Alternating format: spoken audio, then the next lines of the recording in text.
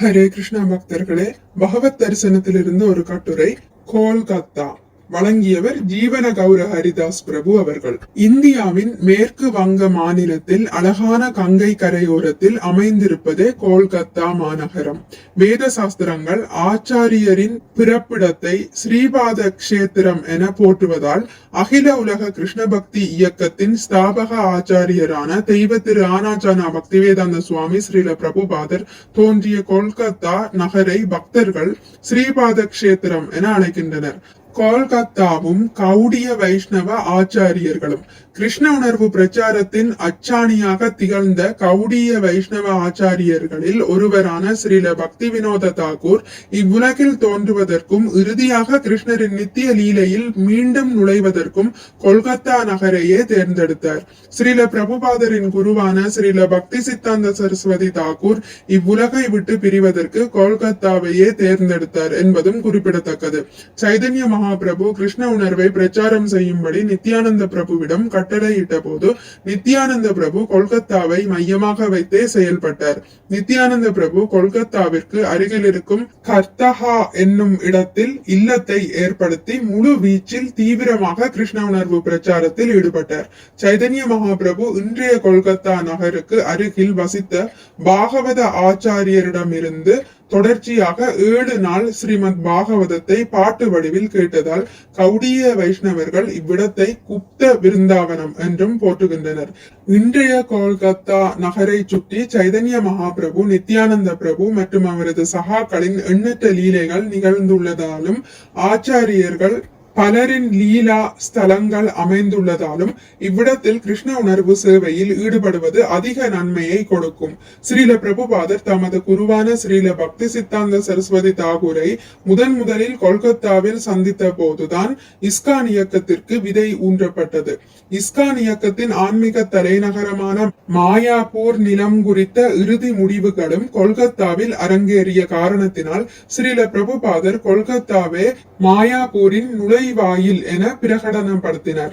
ஸ்ரீல பிரபுபாதரின் ஆன்மீக பயணத்திற்கு அஸ்திவாரமாக திகழ்ந்த கொல்கத்தாவின் முக்கிய லீலா ஸ்தலங்களை சற்று காண்போம். ஸ்ரீல பிரபுபாதரின் பிறப்பிடம். ஸ்ரீல பிரபுபாதர் செப்டம்பர் 1, 1896 ஆண்டு கொல்கத்தாவின் டோலிகஞ்ச் பகுதியில் கௌர்மோகன் தே ஸ்ரீமதி ரஜினி தம்பதியருக்கு தெய்வீக மகனாக தோன்றினார். ஸ்ரீல பிரபுபாதருக்கு அவரது பெற்றோரிட்ட பெயர் அபய்சரண். கிருஷ்ணரின் திருவடிகளில் தஞ்சமடைந்ததால் அச்சமின்றி இருப்பவர் என்று இந்த பெயருக்கு பொருள். ஸ்ரீல பிரபுபாதரின் அன்னையான ஸ்ரீமதி ரஜினி தனது தாய் வீட்டின் பலாமரத்தடியில் ஸ்ரீல பிரபுபாதரை ஈன்றெடுத்தாள். 140 வருடம் பழமை வாய்ந்த இப்பலாமரத்தை பக்தர்கள் தற்போதும் காணலாம். ஸ்ரீல பிரபுபாதர் தமது பிறப்பிடத்தை இஸ்கான் இயக்கம் வாங்க வேண்டும் என 1977 விருப்பப்பட்டார். அவரது விருப்பம் 2013 ஆண்டில் நிறைவேறியது. ஸ்ரீல பிரபுபாதரின் பிறப்பிடம் இனி வரக்கூடிய தலைமுறைக்காக பாதுகாக்கப்பட்டு அங்கு ஒரு சிறு கோயிலும் எழுப்பப்பட உள்ளது. ஸ்ரீ சைதன்ய மகாபிரபு தமது ஆன்மீக குருவான ஈஸ்வரபுரியின் பிறப்பிடமான குமாரஹட்டத்திற்கு விஜயம் செய்த போது அங்கிருந்த மண்ணில் உருண்டு புரண்டு அந்த தூசிகளே தமது உண்மையான செல்வம் என்றும் உயிர் மூச்சு என்றும் பிரகடனப்படுத்தினர். அந்த மண்ணை அவர் பத்திரமாக பாதுகாத்து தினந்தோறும் அதனை மகா பிரசாதமாக சிறிது உண்டார். ஆச்சாரியர்களின் பிறப்பிடத்தை எவ்வாறு போற்ற வேண்டும் என்பதற்கு சைதன்ய மகாபிரபு இச்செயலின் மூலம் முன்னுதாரணமாக திகழ்ந்தார். ராதா மதன மோகனரின் கோயில். ஸ்ரீல பிரபுபாதரின் பிறப்பிடத்திற்கு எதிரில் 300 மீட்டர் தெற்கே 400 வருடம் பழமை வாய்ந்த ராதா மதன மோகனர் கோயில் அமைந்துள்ளது. அபய்சரண் பிறந்த 6வது நாளில் பாரம்பரிய சடங்குகள் இக்கோயிலில் நிறைவேற்றப்பட்டன. அபய் தமது சிறு வயதில் அடிக்கடி இக்கோயிலுக்கு செல்வது வழக்கம். கோவிந்த பவனம். ஸ்ரீல பிரபுபாதரின் தந்தையான கௌர்மோகன் தே அலகாபாத் நகருக்கு இடம்பெயரும் வரை கொல்கத்தாவின் மகாத்மா காந்தி சாலையில் அமைந்துள்ள கோவிந்த பவனில் வசித்தார். அவர் தினமும் காலை 10 மணியிலிருந்து மதியம் 1 மணி வரை பூஜையில் ஈடுபடுவார். அவர் தமது துணி வியாபாரத்தை கவனித்துவிட்டு இரவு 10 மணிக்கு மேல் இல்லம் திரும்பி மீண்டும் பூஜையில் ஈடுபடுவர். அவர் ஸ்ரீ ஸ்ரீ ராதா கோவிந்தருக்கு சேவை செய்வதையே தமது முக்கிய கடமையாக கருதினார். குடும்பத்தை பராமரிப்பதற்காக சிறு வியாபாரத்தை மேற்கொண்டிருந்தார். ஸ்ரீ ஸ்ரீ ராதா கோவிந்தரின் கோயில் கோவிந்த பவனிற்கு எதிரில் சற்று தொலைவில் மகாத்மா காந்தி சாலையில் அமைந்திருப்பதே ஸ்ரீ ஸ்ரீ ராதா கோவிந்தரின் கோயில். குறுகலான நுழைவாயில் கொண்ட இப்பெரிய கோயிலில் அஷ்டதாதுவினால் செய்யப்பட்ட அற்புத அழகை கொண்ட ஸ்ரீ ஸ்ரீ ராதா கோவிந்தரின் விக்கிரகம் உள்ளது. இந்த விக்கிரகம் தரிசிப்பவர்களின் இதயத்தை உடனடியாக ஈர்க்கும் வகையில் கிருஷ்ணர் திரிபங்க வடிவில் 3 வளைவுகளுடன் காட்சியளிக்கிறார்.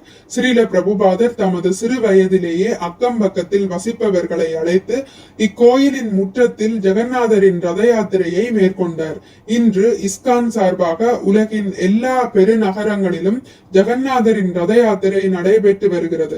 தமது ஆரம்பகால கிருஷ்ண உணர்வில் ஸ்ரீ ஸ்ரீ ராதா கோவிந்தரே பல விதத்தில் தாக்கத்தை ஏற்படுத்தியதாக ஸ்ரீல பிரபுபாதர் அடிக்கடி கூறுவார். ஸ்ரீ ஸ்ரீ ராதா கோவிந்தருடைய கோயிலுக்கு எதிர் திசையில் அமைந்திருக்கும் பழமையான நீண்ட கட்டிடத்தின் ஒரு பகுதியில் கவுர் மோகன் துணி வியாபாரத்தை மேற்கொண்டிருந்தார். மோதிலால் பள்ளி மகாத்மா காந்தி சாலையின் சந்திப்பிற்கு அருகில் அமைந்துள்ளது மோதிலால் பள்ளி. இங்குதான் ஸ்ரீல பிரபுபாதர் தமது பள்ளி படிப்பை தொடங்கினார். ஸ்ரீல பிரபுபாதர் பௌதிக படிப்பில் அதிக நாட்டத்தை வெளிப்படுத்தவில்லை. இவர் லண்டனில் பாரிஸ்டர் பட்டம் பெற வேண்டும் என அவரது அன்னை விரும்பினார். தந்தையோ இவர் ஸ்ரீமதி ராதாராணியின் தூய பக்தராக சேவை புரிய வேண்டும் என விரும்பினார். எனவே அபய் சரணின் தந்தை தமது இல்லத்திற்கு பல வைஷ்ணவ சாதுக்களை அழைத்து தமது மகன் ஸ்ரீமதி ராதாராணியின் தூய பக்தனாக செயல்பட ஆசீர்வதிக்கும்படி வேண்டுவர். ஸ்ரீல பிரபுபாதர் தமது கல்லூரி பருவத்தை கிறிஸ்துவ கல்லூரியான ஸ்காட்டிஷ் சர்ச் கல்லூரியில் ஆரம்பித்தார். அங்கு அவர் சமஸ்கிருதம், ஆங்கிலம் மற்றும் தத்துவமும் பயின்றார். அவர் தமது கல்லூரி நாட்களில் நண்பர்களுடன் இணைந்து சைதன்ய மகாபிரபுவை பற்றிய ஒரு நாடகத்தையும் அரங்கேற்றினார். உள்தடங்கா சந்திப்பு ஸ்ரீல பிரபுபாதர் தமது நண்பரான நரேந்திரநாத்தின் வற்புறுத்தலினால் 1922ஆம் ஆண்டு கௌரபாரி சாலையில் உள்ள உள்தடங்கா என்னும் இடத்தில் ஸ்ரீல பக்தி சித்தாந்த சரஸ்வதி தாகூரை சந்தித்தார்.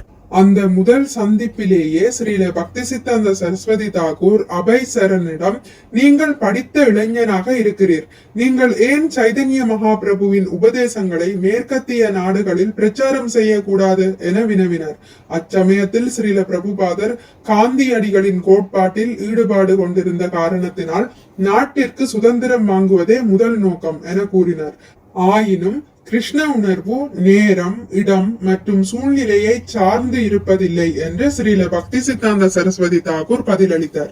கிருஷ்ண உணர்வை பரப்புவதே அவசர கடமை என்றும் உடல் சார்ந்த சுதந்திர உணர்வினால் மகிழ்ச்சி அடைய முடியாது என்றும் அவர் குறிப்பிட ஸ்ரீல பிரபுபாதர் அவரது கூற்றை ஏற்று அவரை தம் குருவாக ஏற்றார். பாக்பஜார் கௌடிய மடம் ஸ்ரீல பக்தி சித்தாந்த சரஸ்வதி தாகூர் 1930ஆம் ஆண்டிலேயே மிக பிரம்மாண்டமான கோயிலை பளிங்கு கற்களால் கோல்கத்தாவின் பாக்பஜார் பகுதியில் நிறுவினார். அதற்கு முன் அவரும் அவரது சீடர்களும் உள்தடங்கா பகுதியில் சாதாரண அறைகளில் தங்கியிருந்தனர்.